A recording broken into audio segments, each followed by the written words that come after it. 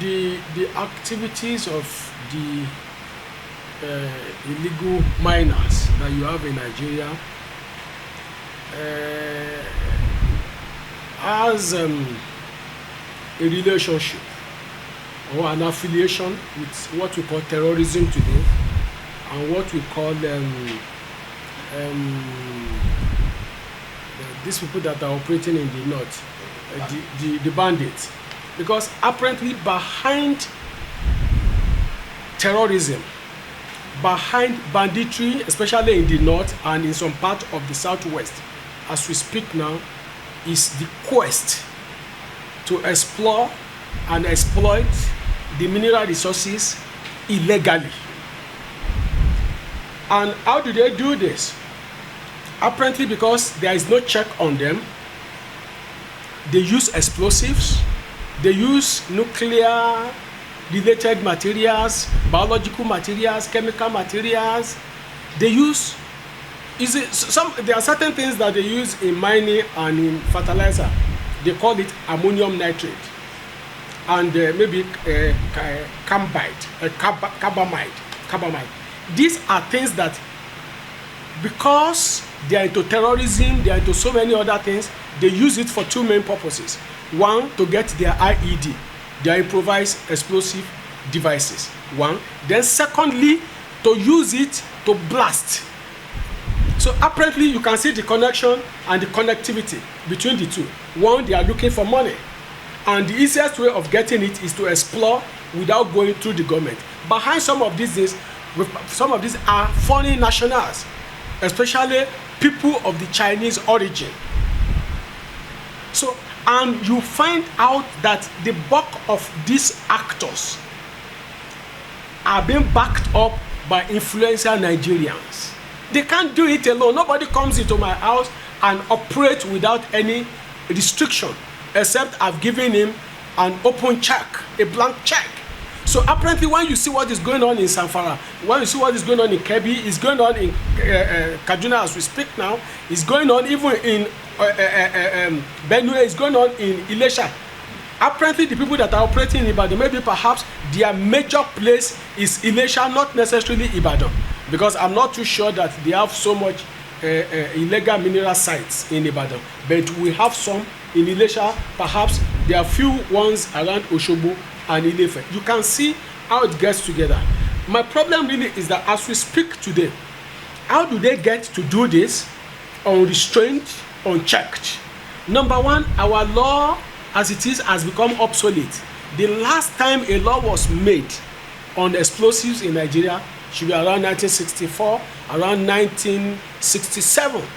Then thereafter we had the explosive regulation, which came maybe thereafter. But having said all this much, an attempt was made in 2021 to amend. It failed. Another attempt was made in 2023. It hasn't seen the light of the day. And if we are not able to control all of this, then we are growing illegality. We are growing because storage, there is a law backing it up. There is a law on how you can undo storage of all these materials, where it can be the distance between where it should be and where people live.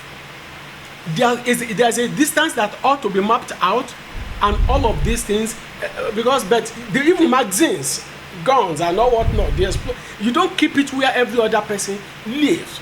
So there must be a fence, there must be a distance according to international standard. But unfortunately, if it doesn't concern an average Nigerian leader, then they don't see it as a problem, and that is where we are today.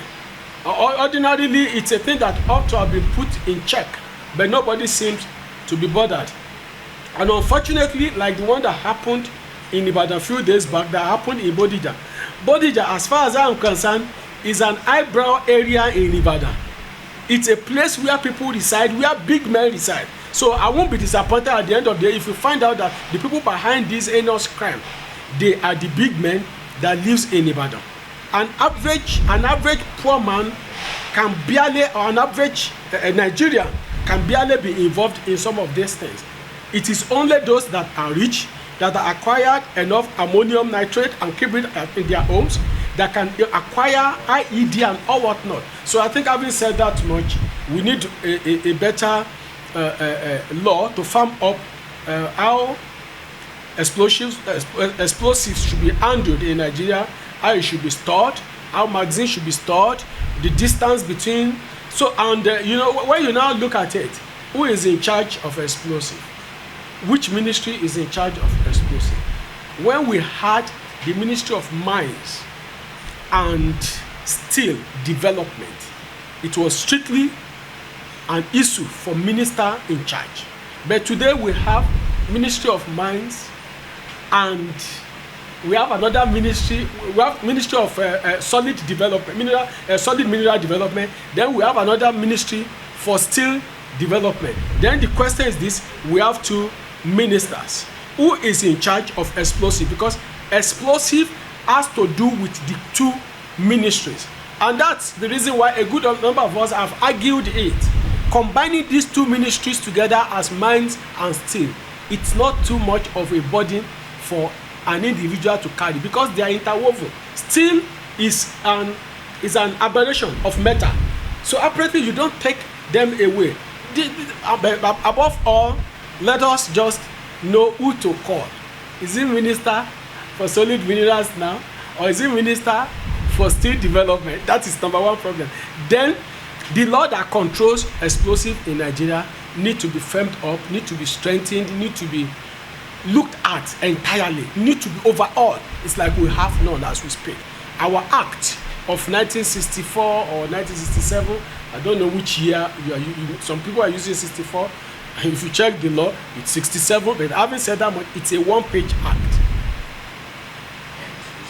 on the Explosive Act. The regulation is a bit wider, a bit more, but then it is the act that gives life to the regulation. The regulation is a subsidiary legislation, and if you check most of the laws, you barely see the regulation there. So these are things that you don't put people in position without letting them know what they are supposed to do. Illegal mining has become a problem. Illegal mining now is linked up with this explosive that we are talking about. We need to be more serious than what we are doing. As we speak today now, there is no, you can say it's a explosive fall under two major ministries. Yes, ONSA is involved. That is the Office of National Security Advisor. Police are involved because they have explosive thing and all whatnot. But you find out when we talk about ministerial portfolios, Minister for Mine and Steel in those days used to be in charge of explosive.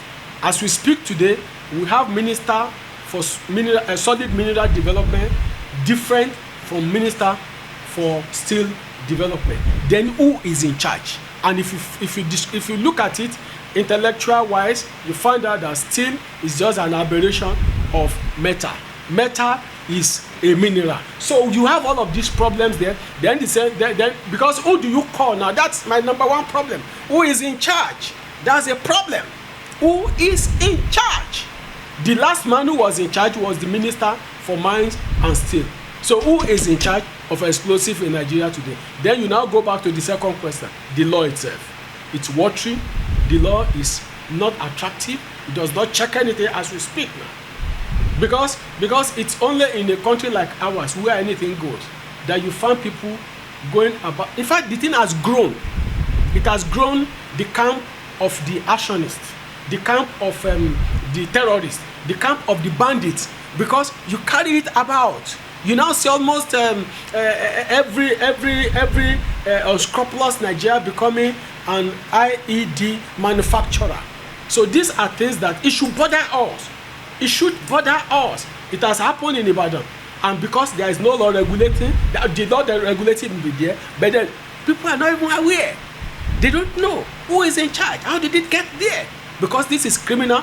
As we speak now, we are reliably informed that about 2 persons are dead and about 77 others have been injured. We don't even know how many, because they are yet to even find out if there are still people buried in the ruins. So as we speak, I think basically it's a calamity. This won't happen even in a country like where they are even much more advanced in all of these things. China, Russia, America, even North Korea, as uncivilized as they are, you don't get to hear about explosions taking place in this manner. These are not things that should be kept just anywhere. These are not things that should be kept anyhow. You remember the last time we had an explosion of this magnitude was around the Ikeja cantonment, and simply because even for the military they couldn't even take care of what was in their possession. Hence there was an explosion maybe because those things were already they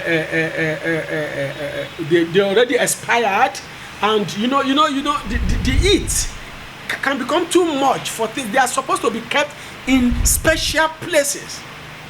They are not supposed to be kept just anywhere. And because people might become a bit miserly, they don't want to invest on where they keep it, and there's no government to check them, there's nobody to ask them questions. That is why we are having this kind of things going on almost everywhere. You see the boys, they carry it about easily, especially in the north, in the areas where you have terrorists and bandits operating without number. So armed robbers, bank robbers, the same thing they do. So how do they get it? So I think we really have this big problem in our hand. If we're able to checkmate this, perhaps it might even be the key to our security problems.